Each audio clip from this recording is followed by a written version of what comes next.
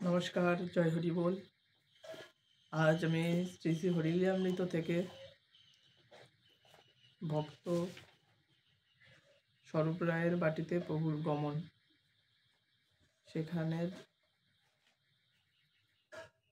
দুটি লাইন আমি বর্ণনা করি, একটু শ্রবণ করবেন।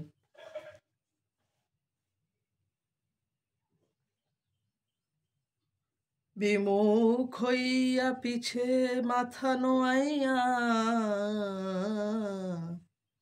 কক্ষ বাদ্য বুড়বুড়ি দুই বাহু তুলিয়া তাহা শুনি মঙ্গল সে বুড়বুড়ি দেন। বুড়বুড়ি করিতে বদনে উঠে ফ্যান। সব ভক্ত করে লম্ফ উলম্ফ প্রলম্ফ, ঠিক যেন তাহাতে হইতেছে ভূমিকম্প। তো ভক্তরা যাচ্ছে পথে পথে শ্রী শ্রী হরিচাঁদ ঠাকুরের সাথে স্বরূপ রায়ের বাড়িতে। তখন প্রায় যেতে যেতে পথে বহু ভক্ত বাড়ছে যাচ্ছে। তখন হঠাৎই কোনো ভক্ত ঠাকুরের সামনে, কোনো ভক্ত ঠাকুরের পিছন পিছন যাচ্ছে। তো একজন ভক্ত কি বলছে এখানটায়, বা কেউ একজন বা তাদের মধ্যে থেকেই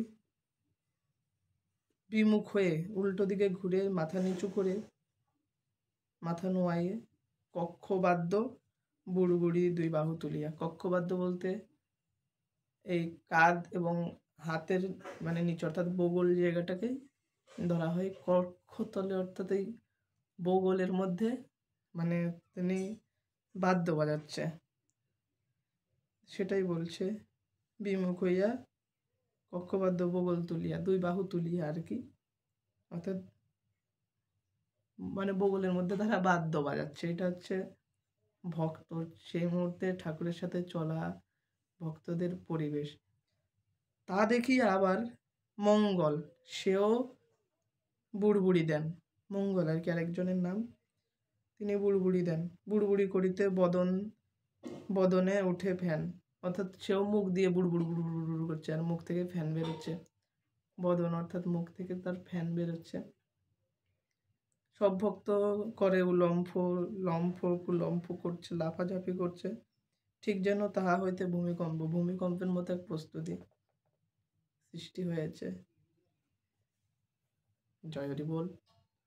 কোনো ভুল ত্রুটি হলে ক্ষমা করবেন। এটা বোধহয় সেই সময়কার পাগলদের চরিত্র এখনো আছে, সেই পাগলরা এখনো করে। তবে এখন তো পরিস্থিতির সাথে সাথে কিছু জিনিসের পরিবর্তন ঘটে। এবার আমার এই বিষয়ে কোনো অভিজ্ঞতা নেই, আপনারা বিশ্লেষণ করবেন। আমি যদি কোনো জায়গায় ভুল বলি বিষয়টাকে আরো সুস্পষ্ট করে তুলবেন, এই প্রার্থনা রাখি। জয় হরি বল।